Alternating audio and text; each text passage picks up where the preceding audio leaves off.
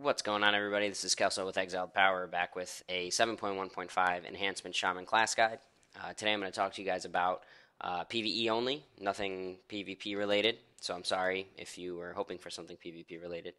I'm going to talk about the changes from 7.1 into 7.1.5, and then talk about our stat priority, our rotation, our spot in Mythic Plus raid environments, a little bit about the Legendaries, and we'll go from there. Why should you play and or stick with Enhancement Shaman in 7.1.5? And that's pretty simple. We're a lot of fun to play. A lot of it is because we're a reactionary class in that we set ourselves up for long periods, or hopefully long periods, of Storm Strike spamming. So if you like to see buttons light up, it's a pretty fun and interactive class to play. But not only that, we excel at doing a lot of single target damage in raid groups, especially Scorpion, for example, or Scorpiron, the first boss of Nighthold. When he goes into his vulnerable phase, if you have all your cooldowns up, if you save them for that particular phase, you will surpass most classes on damage done to the boss. You may not come out on top overall just because there's a lot of AoE and a lot of ads, and unfortunately, Enhancement Shaman don't really possess a lot of sustained AoE outside of our Feral Spirits cooldown, but we have very good single target capabilities on most fights. In addition to that, we have very good snap switch targeting, I guess if you want to call it that, where we are on one particular mob, and then we have to switch to another mob, DPS that down really fast. We have the capability of most likely doing the most damage on that too. Take Elisand, for example, where you have to DPS down the recursive and expedient elementals as quickly as possible. You will most likely surpass all other classes in your raid as far as damage done to those mobs, just because of the amount that Storm Strike can hit. And with procs, it just it amplifies that damage tremendously. And then with Mythic Plus, we're strong as well because Feral Spirits, like I said, is a great AoE cooldown. If you have a legendary such as Spiritual Journey, for example, you can reduce the amount of cooldown time your Feral Spirits is on with every second that you spend in Ghost Wolf. So by increasing the amount of uptime on Feral Spirits, you can contribute not only to the overall AoE of the group, but as I mentioned before, you also do an immense amount of single target damage to bosses. So I think Enhance is really good. We're in a pretty good spot right now, single target and cleave wise. AoE, we lack there, but I'll sacrifice AoE abilities for really great cleave and single target. So here on the screen, our list of class changes to enhancement in 7.1.5, and as you can see, most of the abilities that were affected were increased by 16% or so, damage-wise. So we did get buffed, but most classes experience tuning changes as well, so it may jump out at you as, oh, this great buff that we got, but we're pretty evened out with all other classes at the moment, given all of the situations. We, like I said, great single target, great cleave, lackluster AoE. Other classes may have okay single target, okay cleave, but great AoE. So overall, I think we're in a good spot. With 7.1.5, we now have set bonuses, tier bonuses. Our 2 and our 4-piece bonus are pretty good. Our 4-piece bonus, with every Lava Lash usage, we have a 20% chance to proc Stormbringer, which is great because most of the time, you may only have to Lava Lash a handful of times before you get a Stormbringer proc. On the off chance that you have to hit Lava Lash 12, 13 times before you get a Stormbringer proc, that's unfortunate, but it doesn't happen nearly as often as you'd think. All right, moving into the stat priorities. We want to prioritize agility, that being the primary stat for our class, followed by mastery and haste, and then everything else after that. Now, I will say with the introduction of Warforging and Titan Forging up to item level 925, there are circumstances where your piece of gear may have agility, mastery, and haste on it, and you get a piece that's 10, 15 item levels higher that has agility and crit and verse on it, and you're wondering, oh, is that piece better? Well, the short answer to that question is just sim yourself.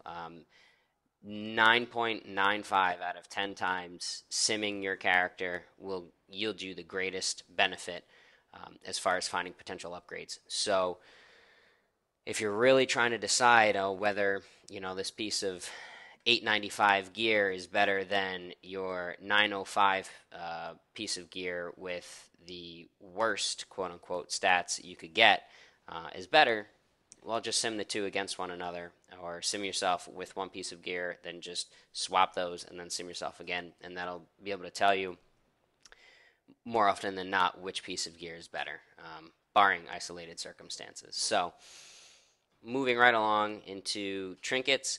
Right now, there are two trinkets that you want to look out for. If you don't have the legendary trinket, Kil'jaeden's Burning Wish, you're going to want to shoot for Convergence of Fates, or you're going to want to shoot for Night Blooming Frond.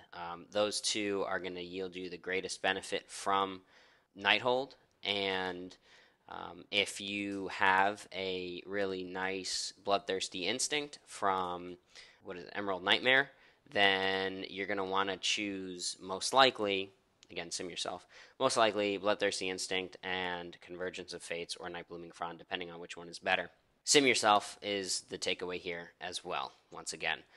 If you want links to all of the trinket breakdowns, even other guides, specifically the Earth Shrine Discord link below, where you can find information provided by Word Up and the moderators over in the Earth Shrine for Enhancement, and you can take a look at all of their trinket sims and everything of that nature. They've done a great job as far as providing all of that information to us. The issue with trinkets now is that we do want a Bloodthirsty Instinct, so getting a Bloodthirsty Instinct from Mythic Emerald Nightmare that's rolled high enough is going to be something that you'll be doing mostly every week. If you're a competitive person, if you're a competitive raider, you're going to want to run Mythic Emerald Nightmare to try to get a Warforged, Titan Forged Bloodthirsty Instinct, because that will benefit you the most overall in the grand scheme of your rating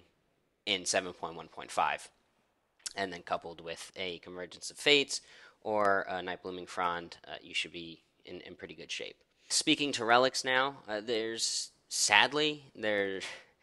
only one relic that really benefits us the most, and it's the Wind Strikes relic, which increases your haste every time Stormbringer procs, or your attack speed rather, when Stormbringer procs by 10%, which we get 30% inherently from our artifact weapon in the tree, and then an additional 3 relic slots, so you have the potential to get 60% attack speed for 3 seconds every time Stormbringer procs. Unfortunately, there are no Windstrike relics that drop currently in Nighthold, so you'll be using relatively low-level relics unless you can find a really nice Warforged or Titan Forged one. Windstrike's relics are touted as 6 weapon item levels, so it's a very good possibility that an item level 880 Windstrike's relic is better than an 895 or a 900 non-Windstrike's relics. So again, it all has to do with weapon item levels. 6 weapon item levels is what the benefit of a Windstrike's relic is. So just make sure, once again, you sim yourself if you get a relic that isn't a Windstrike's relic that is significantly higher level than your currently equipped Windstrike's relic. Very sorry about that. I myself only have 2 out of 3 Windstrike's relics. They're, I think, item level 880. So it's unfortunate, but it's part of the enjoyment of the class and maximizing your damage. So you'll be running a lot of old raids to try and get those Titan Forged pieces of gear. which kind of stinks. But your best in slot relics, so the Windstrike relics, are going to drop from Cenarius, from Xavius, and from Odin in Trials of Valor. If you do want to go out and maximize those 3 slots, you'll want to kill Cenarius, Xavius, and Odin every single week. Okay, so now let's jump into tier.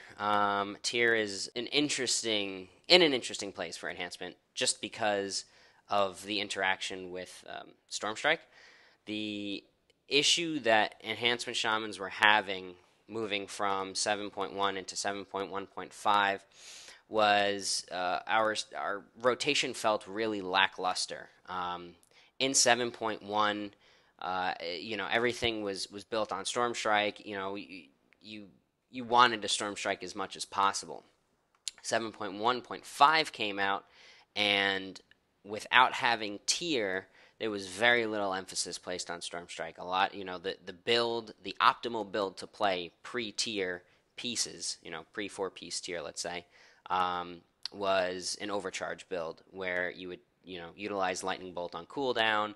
It hit like an absolute truck, somewhere, around 1.5 million damage per Lightning Bolt cast. So it really felt awkward because, our artifact trees are enhancing all of Stormstrike's damage and everything that happens when Stormbringer procs. You get more damage, so it felt really awkward with the introduction of the tier set in Nighthold.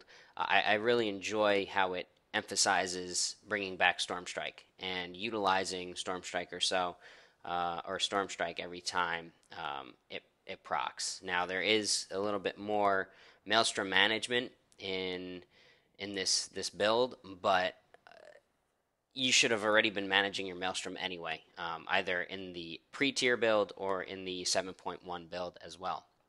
So you shouldn't be too, or you should already be accustomed to managing your Maelstrom.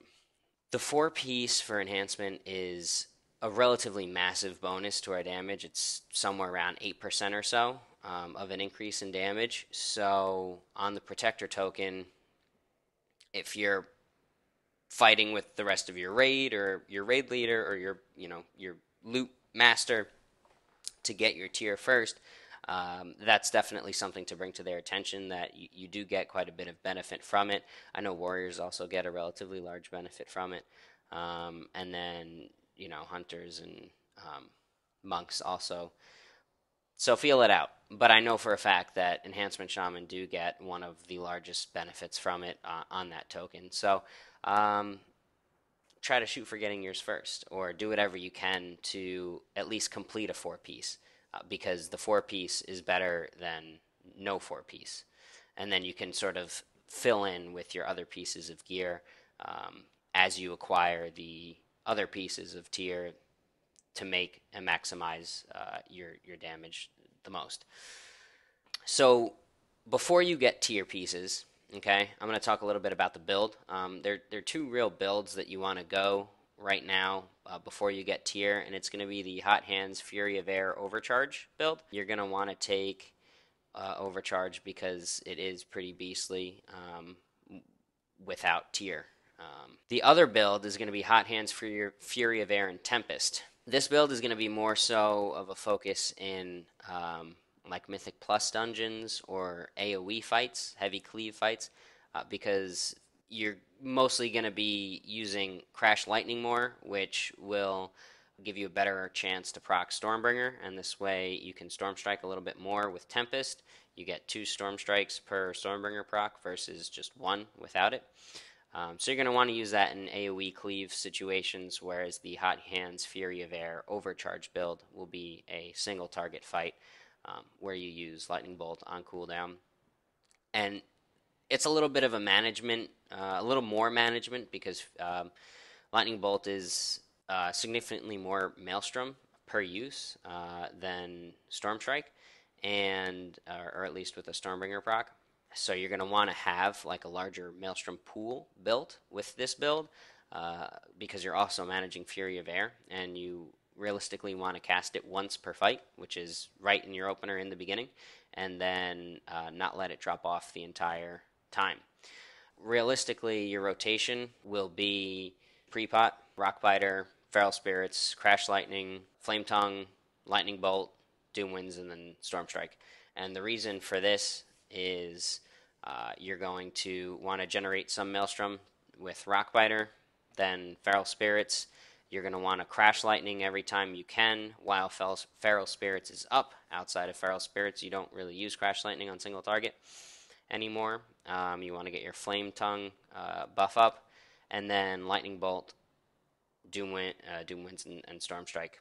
That's pretty much how that opener goes. How to maximize your output with this build is it's easy, but it takes practice, and that is going to be my number one recommendation. Is it's not going to be comfortable for you at first. If you're coming from playing Enhancement in 7.1 into 7.1.5, or if you're just learning Enhancement now in 7.1.5, I still don't think it'll feel natural to you because everything is putting Storm Strike on the back burner in this pre-tier build. Storm Strike has always been the bread and butter of Enhancement Shamans, and not using it all the time seems funky. So practice this rotation. Practice it. Make some weak auras for a Lightning Bolt so that whenever it's off cooldown, you use it. I know that was my issue at first. Like, I could never really incorporate Lightning Bolt into the rotation because it just felt weird, and I felt like I was missing something, and I certainly was. It was definitely casting Lightning Bolt. So it's a lot faster paced than than any other build prior to or after 4-piece. Or I should say prior to 7.1.5 and then after the 4-piece in 7.1.5, because you're not using Boulder Fist, you're using Rockbiter, and Rockbiter doesn't have charges, and it's on the global cooldown, so you're going to be spamming it all the time. So generally speaking, you're not going to have much downtime with this build. It'll always be casting Rockbiter in between, Lava Lashes and Lightning Bolts. It's a very fast-paced build. And you're always going to want to bank Maelstrom. That's super important with this build, and very important to understand that you're going to want to leave at least 45 to 50 Maelstrom with this build. Otherwise, you'll run into the situation where Fury of Air will drop off, you'll have to recast it, and then you'll just be at a Maelstrom deficit until you can build yourself back up and then start using your heavy-hitting skills like Storm Strike and Lava Lash and Lightning Bolt. Lastly is Fury of Air management. Like I said, you don't want it to fall off. Your best case scenario is you cast it once in the beginning of the fight, and then it drops off after the boss is dead. That's the main situation. Anytime you're running from mob to mob, you should throw yourself into Ghost Wolf. This way you passively generate Maelstrom, and you don't let Fury of Air drop off. Those are the main keys to playing an overcharged build without tier. Once you get comfortable with it, once you get used to it, it performs relatively well. Just know that the end goal is going to be to get your 4-piece, and that will in turn change the playstyle dramatically once again. So now you have 4-piece, let's say. What does the build, rotation, talent choice look like? Okay, so you have 4-piece. The build looks like Boulder Fist, Crashing Storms, Tempest. This is it. Like, there's no changing between AoE fights and single target fights. This is your build. You're going to want to take Boulder Fist, you're going to want to take Crashing Storms, and you're going to want to take Tempest. The opener, the rotation should look like Pre-Pot, Boulder Fist, Feral Spirits, Crash Lightning, Flame Tongue, Doom Winds, and Storm Strike. It's pretty identical to the 7.1 opener, with the exception of never casting Hailstorm or Frostbrand. So it's the same, just without one GCD in there. And again, with Feral Spirits up, you do want to Crash Lightning on cooldown. Outside of that, you really should only be Crash Lightning if, once every 10 seconds if you can hit an additional mob. Because if you hit an additional mob, then you'll get a 10-second buff to Storm Strike for 10% increased damage. How to maximize this particular build's output is relatively simple. You want to make sure that the pieces of tier that you have aren't barring you from using any legendaries that you may have. And if they are, then maybe sacrifice that piece, that legendary piece, to get your 4-piece bonus, and then try to work around getting an additional piece of tier that allows you to use both of your legendaries. That's how I would do it, just because our 4-piece is so strong.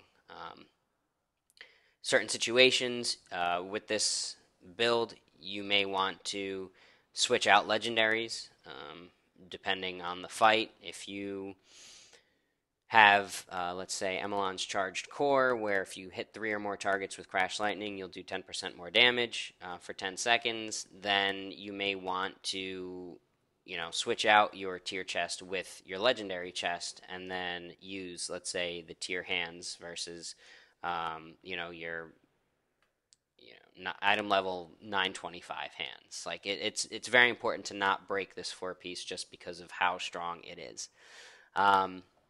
You want to make sure you're still banking enough Maelstrom. I would say like 40 to 50 Maelstrom is someplace where you should be as far as always having in that general area.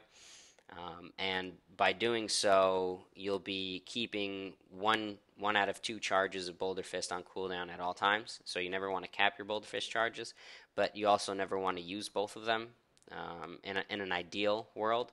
So it is much slower paced than the overcharge build, but the net gain is much more when you do have that influx of Maelstrom and Stormbringer procs, or you can force Stormbringer procs by casting Lava Lash with the 4-piece. Again, with Crash Lightning, you should really only be using it during Feral Spirits unless you can hit one additional target. And when you can hit one additional target, you should cast it once every 10 seconds to keep up the Storm Strike buff. Or if let's say an ad is going to die, you should just recast it again to make sure you get the maximum benefit of having that buff up. So quickly now moving into legendaries. Honestly, I don't think we have a worse legendary. They're all going to be situational. There's always going to be a best legendary for a specific situation. But really, I don't think there are any worse ones. Like, people may say that the legs may be the worst legendary. Well, yeah, as far as effect goes, they're not really that great. They heal you when you stand still, but as far as stats go, they have haste and mastery on them, so they're phenomenal stat-wise. They're just not really fun legendaries to use. With legendaries, you're going to have to, again, work with your gear set to make sure that you're not utilizing legendaries in tier places where you can't swap out that tier. So make sure you get all 6 tier pieces, I guess, and then you'll never have an issue as far as working around your legendaries. Sim yourself with your legendaries and figure out which ones are going to be the best for you single target, and the ones that are going to benefit you in different situations. I know me personally, I have different equipment sets for different scenarios with each legendary. So try that as well. Try figuring out which legendaries may benefit you in single target scenarios versus cleave scenarios versus AoE scenarios. Best in slot legendaries right now are touted to be for single target, Eye of the Twisting Nether, and the Helm, the Uncertain Reminder, where the Helm increases Lust's duration by 75%, and Eye of the Twisting Nether will increase all of your damage depending on the different school of spells that you cast, elements-wise. So we cast nature spells and we cast fire spells. We don't, unfortunately, use Hailstorm in our rotation or Frostbrand in our rotation whatsoever. So it'll only be around 3% increased total damage because Eye of the Twisting Nether was nerfed from around 2.1% per spell school to 1.5% per spell school. So, Ring of the Twisting Nether and Uncertain Reminder would be my two choices for single target. Now, as of this moment, there is sort of a cheesing method where if you lust right before pull and change your equipment set to a different set without the helm in it, you still get the benefit of the increased duration of lust or heroism without having the helm equipped. So as of right now, this video's date, you can cast lust, change your equipment set to a legendary without the helm, and then get the benefit of 2 legendaries plus increased lust at the beginning of a fight. So whatever fights that you lust at the top for, that's what I would recommend doing. Pre-potting lust a second before the pull. You can macro lust with an equipment set switch, and you'll get essentially 3 legendaries, or the benefit from 3 legendaries for that fight. So that's kind of neat. For cleave, which would directly be somewhere around Mythic Plus, or maybe not, let's say a cleave raid boss fight, 3 target cleave, you'll always want to have Emelon's Charged Core, the chest, for that 10% increased damage for 10 seconds. And the ring is a good legendary to always have. Eye of the Twisting Nether. The belt can be good situationally. It's just there may be other legendaries that are better in certain situations, depending on when you lust. If you lust off the top, then maybe you should use the lust legendary, or maybe if you can stun or root or interrupt, you should use Cephas, because that 10% increased haste over the duration of a fight is rather beneficial. Something like Chronomatic Anomaly, having and using Cephas on that fight is relatively good, especially if you're interrupting the ad, as I was during our kills. So having Cephas on that fight is very good. In Mythic Plus, in my opinion, for actual trash, there's only two ways to go, and that's to have Emelon's Charged Core and Spiritual Journey. Those two will increase your trash damage dramatically, because you'll have Feral Spirits on, or rather off of cooldown way more than it would normally be. It's a major trash DPS increase to have your Feral Spirits buff up. And Emelon's Charged Core, because you're hitting more than 3 mobs at a time, so 10% increased damage across the board is fantastic. I would highly recommend switching those two for single target legendaries when you do kill the boss in Mythic Plus, just because Spiritual Journey more often than not won't benefit you as much as, let's say, Uncertain Reminder and Increased Lust, or maybe the Ring. What is it? Eye of the Twisting Nether would, for that 3% increased damage for the duration of the fight. So you really have to feel it out in those situations. So I'm sorry this video's been 31 minutes, but I sort of wanted to try and be as thorough as possible across the board. I'm sure there are things that I missed, and I apologize if I have. Tried to put together as comprehensive of a guide in as short of a period of time as possible. Feel free to either leave a comment below telling me that I missed something, and if you have any questions, feel free to leave a comment, or you can reach out to me below, or even in game. I'll leave my Battletag in the description, and if you have any questions, feel free to reach out to me. Again, my name is Kelso. This is a Enhancement 7.1.5 class guide video.